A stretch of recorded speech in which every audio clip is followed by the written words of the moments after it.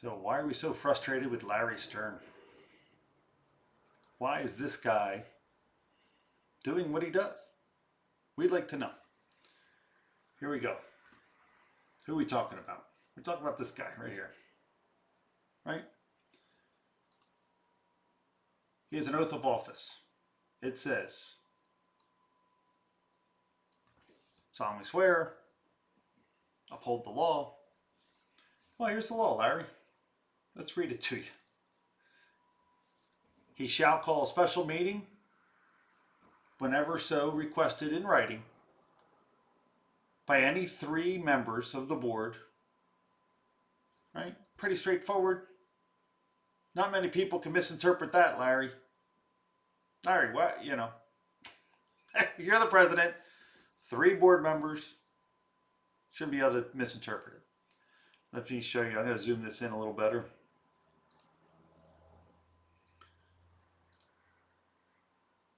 So let's start with the emails.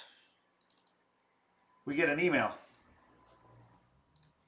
We get an email from a very concerned parent about injuries occurring within our school this is back in December. This is not the hazing incident. This is physical injuries happening within our school, bullying, other issues that are taking place. As a board member, I was concerned when I heard what was being told to this board. And I thought we should have a special meeting to bring everybody in, the stakeholders, and listen to them. I mean, that's our job, right? Make sure our administration is doing its job. There's a hierarchy, and this is how it works. Well, apparently, after we requested said meeting, right, to discuss protecting the students and the community prior to the restart of classes after the Christmas break. Right? Let's protect these kids. We got a yes from me, that's number 1. We got a yes from Gail, that's number 2. We got a yes from Joy, that's number 3. Excuse me. So there's Joy number 3, right? Okay. By the way, that was the 27th, right? We're talking the 27th, we already got our 3. So fast forward to the 30th. I got to ask again. Larry apparently doesn't understand his responsibility. He doesn't get what his job is. So I reminded him what the job is. I reminded him our policies. I reminded him how the school code works and how school policies work and how we're supposed to protect these students. What does Larry do? Well, Larry finally answers.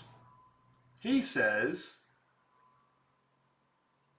let's get a clarification from our solicitor. Now, recognize this. Pennsylvania School Code 426 is all of like 4 lines, right? It says Larry can call a special meeting if he wants to. He's the president. It says if 3 of us, 3 board members want to call a special meeting, we ask Larry and he, shall do it. He shall do it. Right? He doesn't get a question of whether or not he might want to or doesn't want to or who's he's protecting or what he's trying to do. He calls the meeting. That's his job, right? That's his duty under his lawful oath. He's neglecting his duty, right? But he's going to ask the question. He's going to play the game, right? So here he goes. He plays the game. Please get clarification from our solicitor on this item, right? So the superintendent pipes in. He has nothing to do with it. All he has to do is hand it to the solicitor. And even Larry should have went to the solicitor first. But no, they play in their game, right? So he's saying, I'm guessing the way it reads, if 3 board members request a special meeting, the board does not have to act. Superintendent, opining on the law, deciding whether or not he should react or not react to this meeting, right? And then Schwab pipes in. I mean, come on. Here, this guy, he's supposed to be board certified. He's a good guy. Look at him. And he says, under the Sunshine Law, 3 or more request a meeting, right? If he does not what, for whatever reason, such as an illness or vacation. Let me give you a couple of excuses, Larry. Maybe you're ill, right? Come on. It says shall poll it. It's the school code. We follow the school code. So here we go. We ask again. And now we're asking everybody, right? We ask the entire school district. We ask again. Yeah, I'm a little persistent. We ask again. We ask again. We remind them. Another day's passing. Larry, call this meeting. It's your job, right? Oh, yeah, we ask again and again. And finally, this incident hits the fan because nobody's paying attention. It goes on to Twitter and Facebook and everything else, or wherever else it went. It went on social media. And this poor kid's in the pediatric ICU. There's a lot of people being harmed in our district. No one wants to hear it. Protect the students is our primary goal. That's our job. Call the meeting. Let the people speak. Instead, here we come up to the 7th. I seek prayers because, let's face it, right? Please add this boy to your prayer. We have a lot of kids being injured in these schools. It's wrong. We should pay for lawful governance, right? Still no response from Larry on the 8th. And then on the 20th, still no response. However, we ask everybody to host it later in the week. Have it on Saturday. Do anything to get these people the opportunity to speak. Because if you wait until the board meeting, which is the next week, it's going to be pandemonium. First of all, let's take a look at that for a second. If they're going to play their old games, which they did,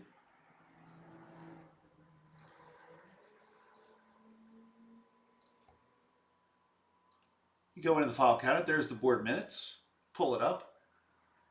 They had a bunch of presentations, which just basically slows down the opportunity for people to speak. Now, I asked for this safety thing to be on the agenda. They've refused to put it on the agenda. That also pushes people from being able to speak at the beginning of the meeting.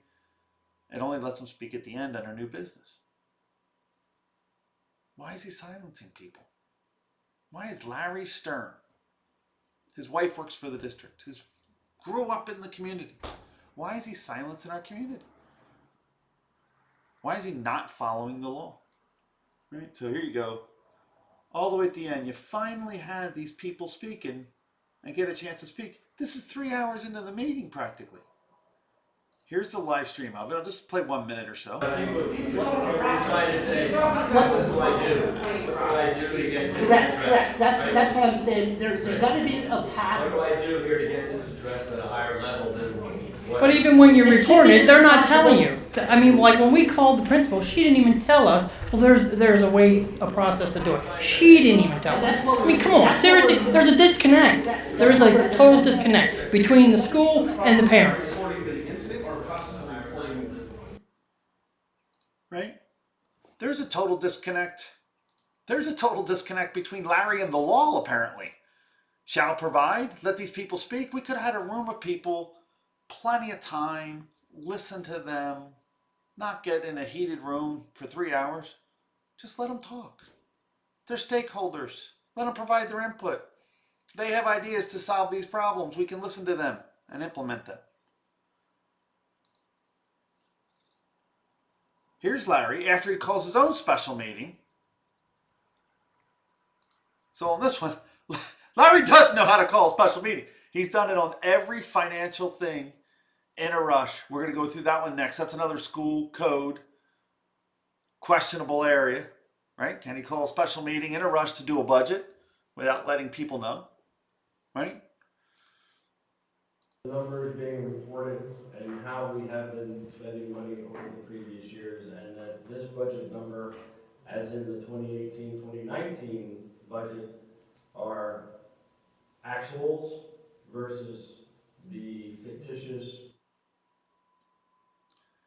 fictitious board president reviewing the numbers calls them fictitious. Maybe I didn't hear it right. Let's listen to some more.